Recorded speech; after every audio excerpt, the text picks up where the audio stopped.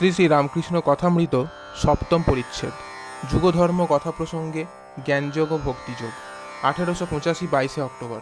Doctor, জ্ঞানে মানুষ অবাক হয়, চক্ষু বুজে যায় আর চক্ষে জল আসে, তখন ভক্তি দরকার হয়।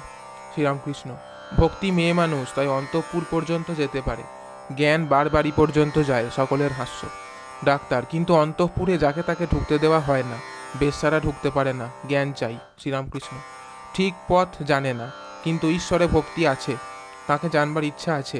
এরূপ লোক কেবল ভক্তির জোরে ঈশ্বর লাভ করে। একজন ভারী ভক্ত জগন্নাথ দর্শন করতে বেরিয়েছিল। পুরীর কোন পথ সে জানত না, দক্ষিণ দিকে না গিয়ে পশ্চিম দিকে গিয়েছিল। পথ ভুলেছিল বটে, কিন্তু ব্যাকুল হয়ে লোকেদের জিজ্ঞাসা করত। তারা বলে দিলে, এ পথ নয়, ওই পথে যাও। ভক্তটির শেষে পুরীতে গিয়ে জগন্নাথ দর্শন করলে। দেখো, না জানলেও কেউ না কেউ বলে দেয়। ডাক্তার, সে ভুলে তো গিয়েছিল। শ্রীরামকৃষ্ণ, হ্যাঁ, তা হয় বটে, কিন্তু শেষে পায়। একজন জিজ্ঞাসা করিলেন, ঈশ্বর সাকার না নিরাকার? শ্রীরামকৃষ্ণ, তিনি সাকার আবার নিরাকার। একজন সন্ন্যাসী জগন্নাথ দর্শন করতে গিয়েছিল। জগন্নাথ দর্শন করে সন্দেহ হলো ঈশ্বর সাকার না নিরাকার। হাতে দণ্ড ছিল, সেই দণ্ড দিয়ে দেখতে লাগলো জগন্নাথের গায়ে ঠেকে কিনা। একবার এ ধার থেকে ও ধারে দণ্ডটি নিয়ে যাবার সময় দেখলে যে জগন্নাথের গায়ে ঠেকল না, দেখে যে সেখানে ঠাকুরের মূর্তি নাই। আবার দণ্ড এধার থেকে ওধারে লয়ে যাবার সময় বিগ্রহের গায়ে ঠেকল। তখন সন্ন্যাসী বুঝলে যে ঈশ্বর নিরাকার আবার সাকার। কিন্তু এটি ধারণা করা বড় শক্ত। যিনি নিরাকার তিনি আবার সাকার কিরূপে হবেন, এ সন্দেহ মনে ওঠে। আবার যদি সাকার হন তো নানারূপ কেন? ডাক্তার, যিনি আকার করেছেন তিনি সাকার, তিনি আবার মন করেছেন, তাই তিনি নিরাকার। তিনি সবই হতে পারেন। শ্রীরামকৃষ্ণ, ঈশ্বরকে লাভ না করতে পারলে এসব বোঝা যায় না। সাধকের জন্য তিনি নানাভাবে নানা রূপে দেখা দেন। একজনের এক গামলা রং ছিল, অনেকে তার কাছে কাপড় রং করাতে আসতো। সে লোকটি জিজ্ঞাসা করত, তুমি কি রঙে ছোপাতে চাও? একজন হয়তো বললে, আমি লাল রঙে ছোপাতে চাই। অমনি সেই লোকটি গামলার রঙে সেও কাপড়খানি ছুপিয়ে বলতো, এই লও তোমার লাল রঙে ছোপানো কাপড়। আর একজন হয়তো বললে, আমার হলদে রঙে ছোপানো চাই। অমনি সেই লোকটি সেই গামলায় কাপড়খানি ডুবিয়ে বলতো, এই লও তোমার হলদে রং। নীল রঙে ছোপাতে চাইলে আবার সেই একই গামলায় ডুবিয়ে সেই কথা, এই লও তোমার নীল রঙে ছোপানো কাপড়। এই রকম যে যে রঙে ছোপাতে চাইতো তার কাপড় সেই রঙে একই গামলা থেকে ছোপানো হতো। একজন লোক এই আশ্চর্য ব্যাপার দেখছিল। যার গামলা, সে জিজ্ঞাসা করলে, কেমন হে, তোমার কি রঙে ছোপাতে হবে? তখন সে বললে, ভাই, তুমি যে রঙে রেঙেছ আমায় সেই রং দাও। সকলের হাস্য। একজন বাহ্যে গিয়েছিল, দেখলে গাছের উপর একটি সুন্দর জানোয়ার রয়েছে। সে ক্রমে আর একজনকে বললে, ভাই, অমুক গাছে আমি একটি লাল রঙের জানোয়ার দেখে এলুম। সে লোকটি বললে, আমিও দেখেছি, তা সে লাল রং হতে যাবে কেন? সে যে সবুজ রং। আর একজন বললে, না না, সে সবুজ কেন হতে যাবে, কালো, ইত্যাদি। শেষে ঝগড়া। তখন তারা গাছতলায় গিয়ে দেখে একজন লোক বসে। জিজ্ঞাসা করায় সে বললে, আমি এই গাছতলায় থাকি, আমি সে জানোয়ারটিকে বেশ জানি। তোমরা যা যা বলছো সব সত্য। সে কখনো লাল, কখনো সবুজ, কখনো হলদে, কখনো নীল, আরও কত কী সব হয়। আবার কখনো দেখি কোনো রঙই নাই। যে ব্যক্তি সদা সর্বদা ঈশ্বর চিন্তা করে সেই জানতে পারে তার স্বরূপ কী। সে ব্যক্তিই জানে যে ঈশ্বর নানা রূপে দেখা দেন, নানাভাবে দেখা দেন।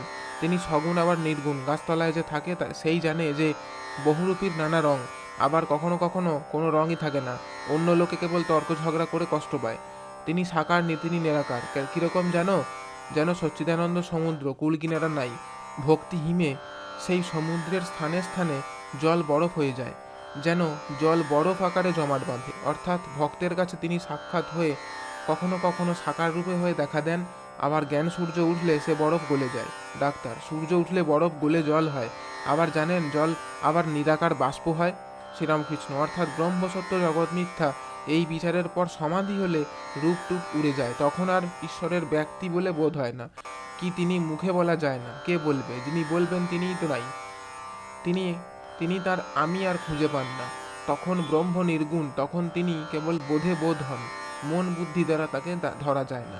তাই বলে ভক্তি চন্দ্র, জ্ঞান সূর্য। শুনেছি খুব উত্তরে আর দক্ষিণে খুব সমুদ্র আছে। এত ঠান্ডা যে জল জমে মাঝে মাঝে বরফের চাঁই হয়। জাহাজ চলে না, সেখানে গিয়ে আটকে যায়। শ্রীরামকৃষ্ণ, হ্যাঁ, তা যায় বটে, কিন্তু তাতে হানি হয় না। সেই সচ্চিদানন্দ সাগরের জলই জমাট বেঁধে বরফ হয়েছে। যদি আরও বিচার করতে চাও, যদি ব্রহ্মসত্য জগৎ মিথ্যা এই বিচার করো, তাতেও ক্ষতি নাই। জ্ঞান সূর্যেই বরফ গলে যাবে, তবে সেই সচ্চিদানন্দ সাগরই রইল। জ্ঞান বিচারের শেষে সমাধি হলে আমি টামি কিছু থাকে না, কিন্তু সমাধি হওয়া বড় কঠিন। আমি কোনো মতে যেতে চাই না, আর যেতে চায় না বলে ফিরে ফিরে এই সংসারে আসতে হয়। গরু হাম্বা হাম্বা করে, তাই এত দুঃখ। সমস্ত দিন লাঙল দিতে হয়, গ্রীষ্ম নাই বর্ষা নাই, কিংবা তাকে কষায়ে কাটে, তাতেও নিস্তার নাই। চামড়ে চামড়া করে, জুতা তৈয়ার করে, অবশেষে নাড়ি ভুঁড়ি থেকে তাঁত তৈরি হয়। ধুনুরির হাতে পড়ে তখন তুহু তুহু করে, তখন নিস্তার হয়। যখন জীব বলে নাহং নাহং নাহং, আমি কেহ নহি, হে ঈশ্বর তুমি কর্তা, আমি দাস তুমি প্রভু, তখন নিস্তার, তখনই মুক্তি। ডাক্তার: কিন্তু ধুনুরির হাতে পড়া চাই। সকলের হাস্য। শ্রীরামকৃষ্ণ: যদি একান্ত আমি না যাস, তবে থাক শালা দাস আমি হয়ে। সকলের হাস্য। সমাধির পর কাহারও আমি থাকে, দাস আমি ভক্তের আমি। শঙ্করাচার্য বিদ্যার আমি লোকশিক্ষার জন্য রেখে দিয়েছিলেন, দাস আমি বিদ্যার আমি ভক্তের আমি। এরই নাম পাকা আমি। কাঁচা আমি কি জানো? আমি কর্তা, আমি এত বড় লোকের ছেলে, বিদ্বান, আমি ধনবান, আমাকে এমন কথা বলে? এই সব ভাব। যদি কেউ বাড়িতে চুরি করে, তাকে যদি ধরতে পারে, প্রথমে সব জিনিসপত্র কেড়ে লয়, তারপর উত্তম মধ্যম মারে, তারপর পুলিশে দেয়। বলে কি জানে না কার চুরি করেছে? ঈশ্বর লাভ হলে 5 বছরের বালকের স্বভাব হয়। বালকের আমি আর পাকা আমি। বালক কোনো গুণের বশ নয়, ত্রিগুণাতীত। সত্য রজ তম কোনো গুণের বশ নয়। দেখো, ছেলে তমগুণের বশ নয়। এইমাত্র ঝগড়া মারামারি করলে আবার তৎক্ষণাৎ তারই গলা ধরে কত ভাব, কত খেলা। রজগুণের বশ নয়। এই খেলাঘর পাতলে কত বন্দোবস্ত, কিছুক্ষণ পরেই সব পড়ে রইল। মার কাছে ছুটেছে, হয়তো একখানি সুন্দর কাপড় পরে বেড়াচ্ছে, খানিকক্ষণ পরে কাপড় খুলে পড়ে গেছে। হয় কাপড়ের কথা একবারে ভুলে গেল, নয় বগল দেওয়া করে বেড়াচ্ছে। হাস্য। যদি ছেলেটিকে বলো, বেশ কাপড়খানি, আর কাপড় কার কাপড় রে? সে বলে, আমার কাপড়, আমার বাবা দিয়েছে। যদি বলে, লক্ষ্মী ছেলে, আমায় কাপড়খানি দাও না, সে বলে, না, আমার কাপড়, আমার বাবা দিয়েছে, না, আমি দেব না। তারপর ভুলিয়ে একটি পুতুল কি আর একটি বাঁশি যদি দাও, তাহলে 5 টাকা দামের কাপড়খানা তোমায় দিয়ে চলে যাবে। আবার 5 বছরের ছেলের সত্যগুণেরও আঁট নাই।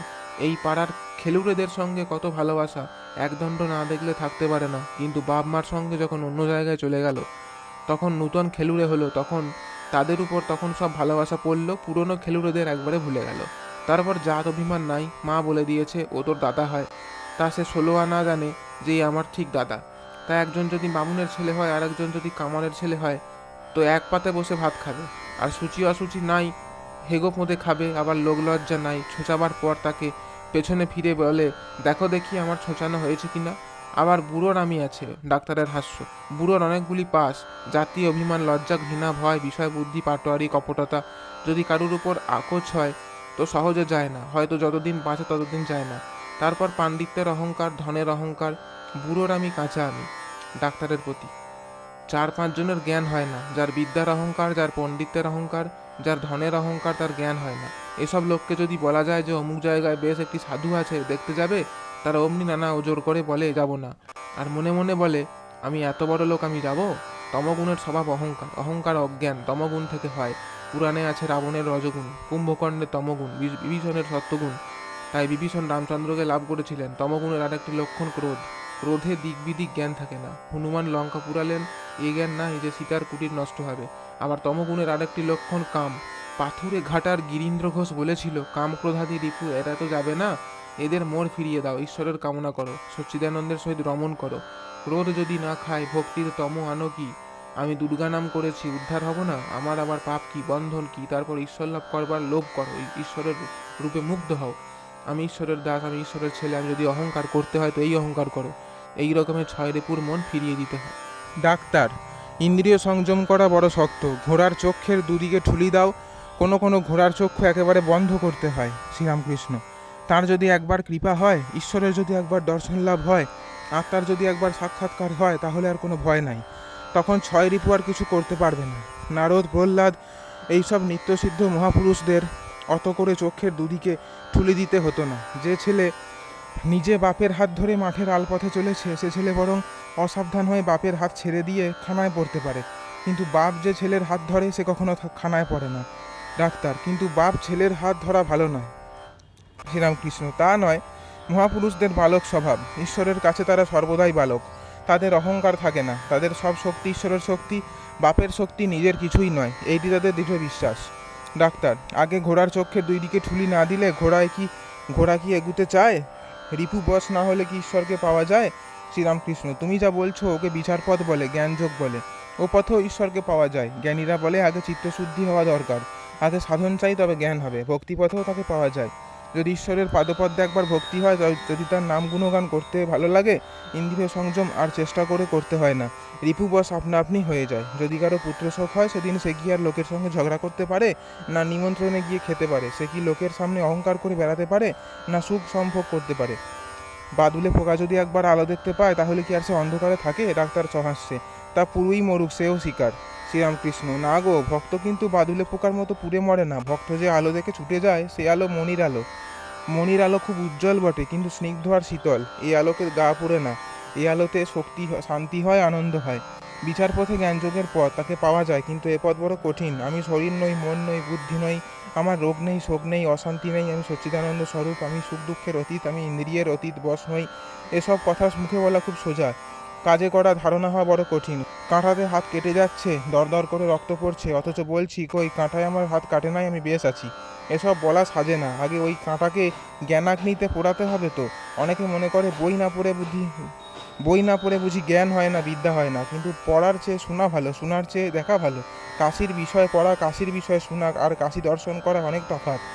আবার যারা নিজে শতরঞ্চ খেলে, তারা চাল তত বুঝে না, কিন্তু যারা না খেলে উপর চাল বলে দেয়, তাদের চাল ওদের চেয়ে অনেকটা ঠিক ঠিক হয়। সংসারী লোক মনে করে আমরা বড় বুদ্ধিমান, কিন্তু তারা বিষয়াসক্ত, নিজে খেলছে, নিজেদের চাল ঠিক বুঝতে পারে না। কিন্তু সংসার থেকে সাধু লোক বিষয়ে অনাসক্ত, তারা সংসারীদের চেয়ে বুদ্ধিমান, নিজে খেলে না, তাই উপর চাল ঠিক বলে দিতে পারে। ডাক্তার ভক্তদিগের প্রতি: বই পড়লে এ ব্যক্তির মানে পরমহংসদেবের এত জ্ঞান হতো না। Faraday communed with nature. প্রকৃতিকে ফ্যারাডে নিজে দর্শন করত, তাই অত সায়েন্টিফিক ট্রুথ ডিসকভার করতে পেরেছিল। বই পড়ে বিদ্যা হলে অত হতো না। Mathematical formula only throw the brain into confusion. Original ইনকিউয়ারির পথে বড় বিঘ্ন এনে দেয়। শ্রীরামকৃষ্ণ ডাক্তারের প্রতি: যখন পঞ্চবটিতে মাটিতে পড়ে পড়ে মাকে ডাকতুম, আমি মাকে বলেছিলাম, মা আমায় দেখিয়ে দাও। কর্মীরা কর্ম করে যা পেয়েছে, যোগীরা যোগ করে যা দেখেছে, জ্ঞানীরা বিচার করে যা জেনেছে, আরও কত কী তা বলবো। আহা, কি অবস্থায় গেছে, ঘুম চায়। এই বলিয়া পরমহংসদেব গান করিয়া বলিতে লাগিলেন: ঘুম ভেঙেছে আর কি ঘুমাই, যোগে জাগে জেগে আছি, এখন যোগ নিদ্রা তোরে দিয়ে মা, ঘুমেরে ঘুম পাড়ায়েছি। আমি তো বইটই কিছু পড়িনি, কিন্তু দেখো মার নাম করি বলে আমায় সবাই মানে। শম্ভু মল্লিক আমায় বলেছিল, ঢাল নাই তরোয়াল নাই, শান্তিরাম সিং। সকলের হাস্য। শ্রীযুক্ত গিরিশচন্দ্র ঘোষের বুদ্ধদেব চরিত অভিনয়ে কথা হইতে লাগিল। তিনি ডাক্তারকে নিমন্ত্রণ করিয়া ওই অভিনয় দেখাইয়াছিলেন। ডাক্তার উহা দেখিয়া যার পরনায় আনন্দিত হইয়াছিলেন। ডাক্তার গিরিশের প্রতি: তুমি বড় বদলোক, রোজ থিয়েটারে যেতে হবে? শ্রীরামকৃষ্ণ মাস্টারের প্রতি: কি বলেছে আমি বুঝতে পারছি না। মাস্টার: ওর থিয়েটার বড় ভালো লেগেছে। জয় ঠাকুর মা স্বামীজি।